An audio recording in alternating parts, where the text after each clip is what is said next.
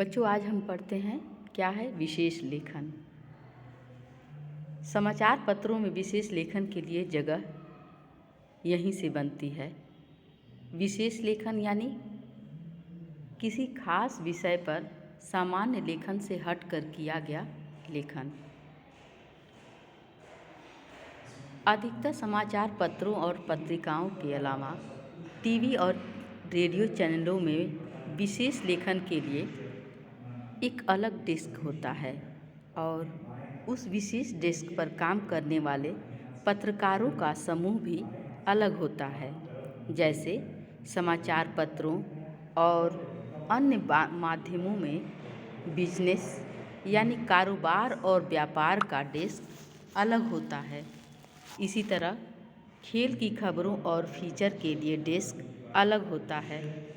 इन डेस्कों पर काम करने वाले उप संपादकों और संवाददाताओं से अपेक्षा की जाती है कि संबंधित विषय पर क्षेत्र में उनकी विशेषज्ञता होगी।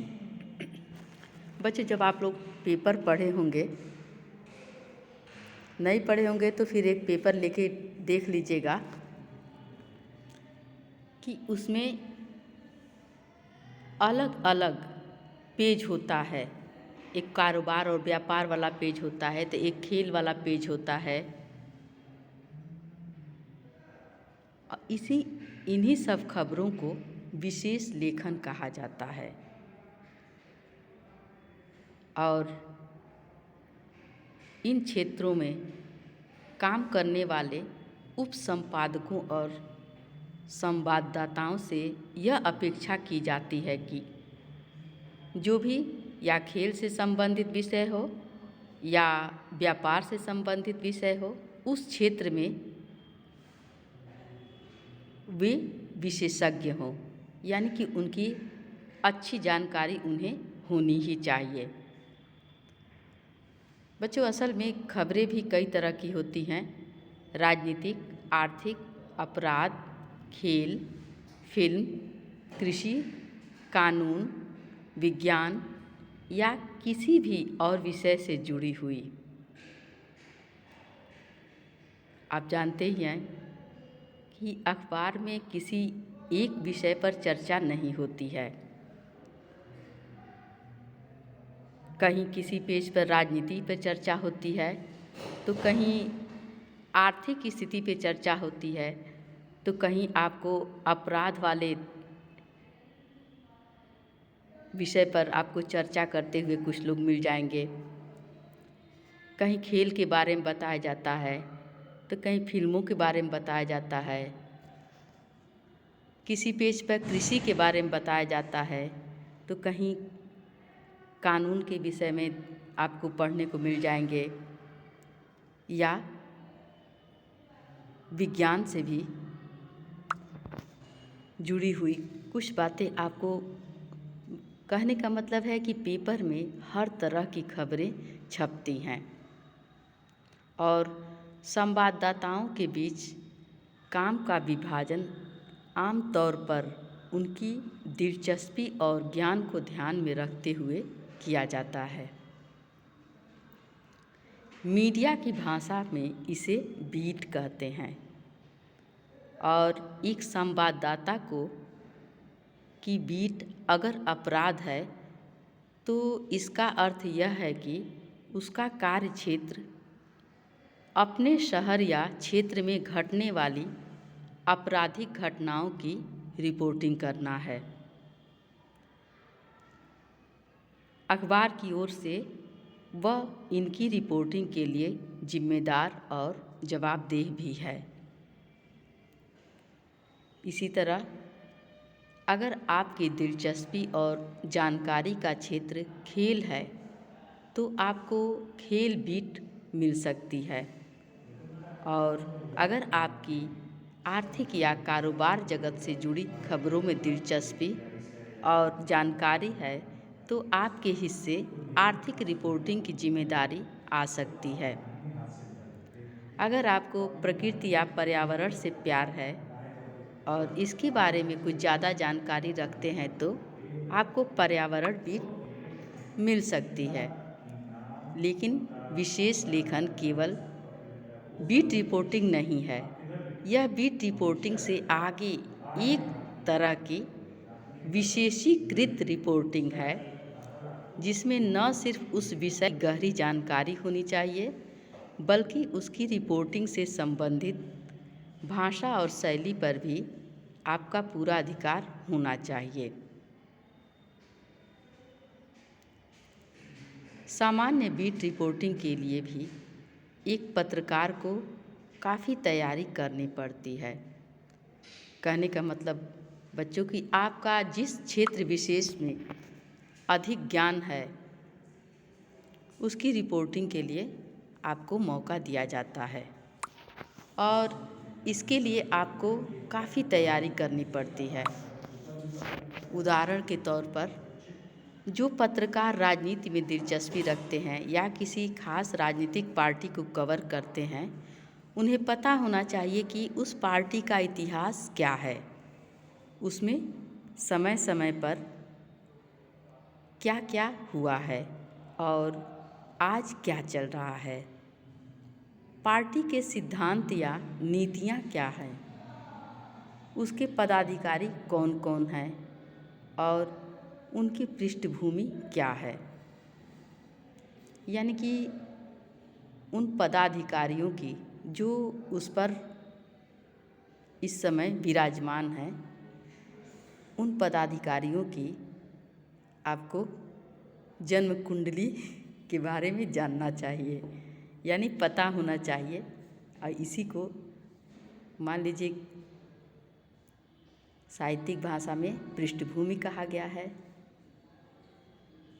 और बाकी पार्टियों से उस पार्टी के कैसे रिश्ते हैं और उनमें आपस में क्या फ़र्क है, उसके अधिवेशनों में क्या क्या होता रहा है, उस पार्टी की कमियां और खूबियां क्या है, इत्यादि सभी बातें उस क्षेत्र विशेष वाले व्यक्ति को पता होना चाहिए। तभी वह एक अच्छा रिपोर्ट तैयार कर सकता है। पत्रकार को उस पार्टी के भीतर गहराई तक अपने संपर्क बनाने चाहिए और खबर हासिल करने के नए नए स्रोत विकसित करने चाहिए। किसी भी स्रोत या सूत्र पर आंख मूंद कर भरोसा नहीं करना चाहिए और जानकारी की पुष्टि कई और स्रोतों के जरिए भी करनी चाहिए। यानी कि जो भी आपको खबर मिलता है, उस खबर के पीछे भी आपको पता लगाना है और उसकी तह तक जाना है, तब जाकर आपको रिपोर्ट तैयार करना है। और उस पत्रकार को ज़्यादा से ज़्यादा समय अपने क्षेत्र के बारे में हर छोटी बड़ी जानकारी इकट्ठी करने में बिताना पड़ता है, तभी वह उस बारे में विशेषज्ञता हासिल कर सकता है और उसकी रिपोर्ट या खबर तभी विश्वसनीय भी मानी जाती है। बच्चों, यह तो हुई आपके बीट रिपोर्टिंग। लेकिन बीट रिपोर्टिंग और विशेषीकृत रिपोर्टिंग में फ़र्क है। दोनों के बीच सबसे महत्वपूर्ण फ़र्क यह है कि अपनी बीट की रिपोर्टिंग के लिए संवाददाता में उस क्षेत्र के बारे में जानकारी और दिलचस्पी का होना पर्याप्त है। इसके अलावा एक बीट रिपोर्टर को आमतौर पर अपनी बीट से जुड़ी सामान्य खबरें ही लिखनी होती है, लेकिन विशेषीकृत रिपोर्टिंग का तात्पर्य यह है कि आप सामान्य खबरों से आगे बढ़कर उस विशेष क्षेत्र या विषय से जुड़ी घटनाओं, मुद्दों और समस्याओं का बारीकी से विश्लेषण करें और पाठकों के लिए उसका अर्थ स्पष्ट करने की कोशिश करें। जैसे अगर शेयर बाज़ार में भारी गिरावट आती है, तो उस बीट पर रिपोर्टिंग करने वाला संवाददाता उसकी एक तथ्यात्मक रिपोर्ट तैयार करेगा, जिसमें कि सभी ज़रूरी सूचनाएं और तथ्य शामिल होंगे। लेकिन विशेषीकृत रिपोर्टिंग करने वाला संवाददाता इसका विश्लेषण करके यह स्पष्ट करने की कोशिश करेगा कि बाज़ार में गिरावट क्यों और किन कारणों से आई है और इसका आम निवेशकों पर क्या असर पड़ेगा, यानी कि जिन्होंने अपना पैसा उसमें निवेश किया है उन पर क्या असर पड़ेगा। यही कारण है कि बीट कवर करने वाले रिपोर्टर को संवाददाता, विशेषीकृत रिपोर्टिंग करने वाले रिपोर्टर को विशेष संवाददाता का दर्जा दिया जाता है। लेकिन विशेष लेखन सिर्फ विशेषीकृत रिपोर्टिंग भी नहीं है। विशेष लेखन के तहत रिपोर्टिंग के अलावा उस विषय या क्षेत्र विशेष पर फीचर, टिप्पणी, साक्षात्कार, लेख, समीक्षा और स्तंभ लेखन भी आता है। और इस तरह का विशेष लेखन समाचार पत्र या पत्रिका में काम करने वाले पत्रकार से लेकर फ्रीलांस पत्रकार या लेखक सभी कर सकते हैं। शर्त सिर्फ यह है कि विशेष लेखन के इच्छुक पत्रकार स्वतंत्र लेखक को उस विषय में माहिर होना ही चाहिए। मतलब यह है कि किसी भी क्षेत्र पर विशेष लेखन करने के लिए ज़रूरी है कि उस क्षेत्र के बारे में आपको ज़्यादा से ज़्यादा पता हो, उसकी ताज़ा से ताज़ा सूचना आपके पास हो और आप उसके बारे में लगातार पढ़ते हों, जानकारियाँ और तथ्य इकट्ठे करते हों और उस क्षेत्र से जुड़े लोगों से लगातार मिलते रहते हों। इसी तरह अखबार और पत्रिकाओं में किसी खास विषय पर लेख या स्तंभ लिखने वाले कई बार पेशेवर पत्रकार न होकर उस विषय के जानकार या विशेषज्ञ होते हैं। जैसे रक्षा, विज्ञान, विदेश नीति, कृषि या ऐसे ही किसी क्षेत्र में कई वर्षों से काम कर रहा कोई प्रोफेशनल व्यक्ति ही इसके बारे में बेहतर तरीके से लिख सकता है, क्योंकि उसके पास इस क्षेत्र का वर्षों का अनुभव होता है। वो इसकी बारीकियां समझता है और उसके पास विश्लेषण करने की क्षमता होती है। हो सकता है उसके लिखने की शैली सामान्य पत्रकारों की तरह न हो, लेकिन जानकारी और अंतर्दृष्टि के मामले में उसका लेखन पाठकों के लिए फायदेमंद होता ही है।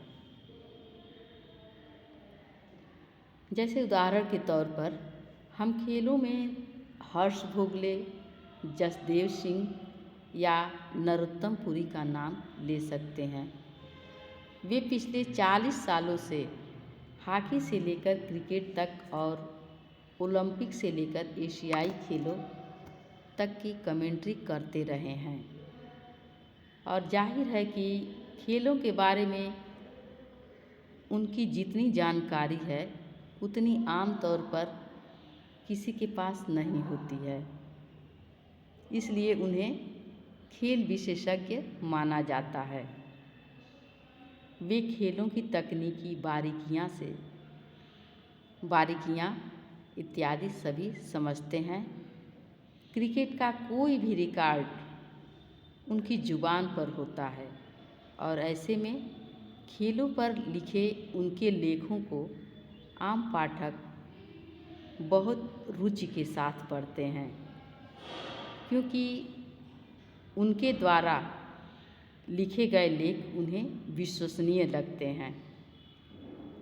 इसी तरह रक्षा, विदेश नीति, राष्ट्रीय सुरक्षा, विज्ञान, स्वास्थ्य, शिक्षा और पर्यावरण जैसे विषयों पर लिखने वाले विशेषज्ञों और प्रोफेशनल्स के स्तंभ या लेख, टिप्पणियाँ समाचार पत्रों में प्रमुखता से प्रकाशित होती है।